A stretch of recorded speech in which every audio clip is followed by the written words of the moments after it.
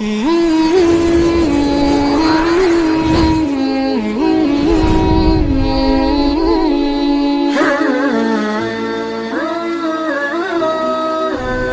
لوگ کیا کرتے ہیں کہ جانور کو کاٹتے ہیں تو کاٹتے چلے جاتے ہیں. شریعت میں حکم ہے 4 رگیں کاٹنے کے بعد جانور چھوڑ دو, اس کو تڑپنے دو.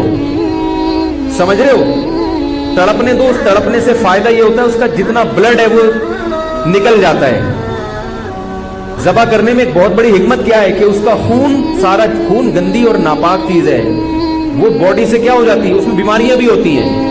یہ جو جانور میں کوئی بیماری ہو نا تو اس کے خون میں ہوتی ہے, خون کا نکلنا ضروری ہے, گوشت صاف ہو جاتا ہے اس سے. اب کسائی لوگ کیا کرتے ہیں کہ انہوں نے چونکہ اس دن میں نے بتایا نا تو سلام کا جواب نہیں دیتے اس دن, عید کے دن یہ اتنے بزی.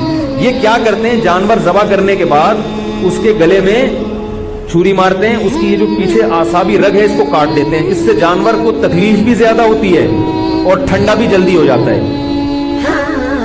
اس لیے میں کہتا ہوں کہ جس کھونٹے سے جانور باندھا ہوا تھا وہ کھونٹا ابھی خالی ہے, تھوڑی دیر کے لیے اس کھونٹے سے کس کو باندھیں, کسائی کو باندھیں.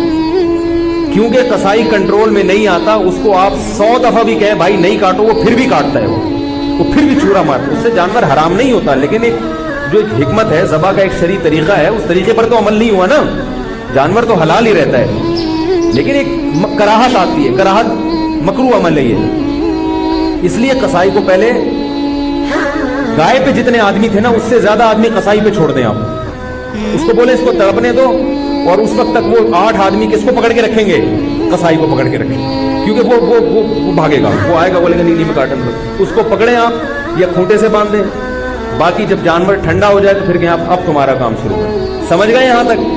تیسرا مسئلہ, جب جانور ذبح کریں تو بعض دفعہ آپ ذبح کر رہے ہوتے ہیں, کسائی بھی آ کے ہاتھ لگا دیتا ہے اس میں, لیکن وہ تکبیر نہیں پڑھتا.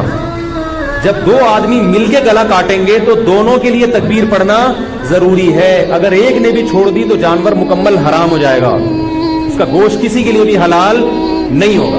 انہوں نے گٹکے رکھے ہوئے ہوتے ہیں منہ میں, منہ ہل ہی نہیں رہا ہوتا ان سے, تو ان سے بولے بھائی گٹکا تھوڑی دیر کے لیے پھینک دو, تسلی کے ساتھ بسم اللہ اللہ اکبر پڑھو زور سے.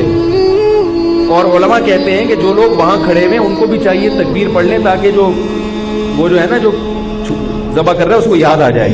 ٹھیک ہے, بھولے سے اگر تکبیر رہ گئی تو بھی جانور حلال ہے, لیکن جان کر اگر چھوڑ دی یا مسئلے کا علم نہیں تھا یا قصائی یہ سمجھتا تھا اس نے پڑھ لی تو کافی ہے, مجھے پڑھنے کی ضرورت نہیں ہے, تو وہ جانور کیا ہو جائے گا, حرام ہو جائے گا. بھولے سے چھوٹ جائے تو ایک الگ بات ہے, جان بوجھ کر تکبیر چھوڑیں گے تو جانور حرام ہو جائے گا.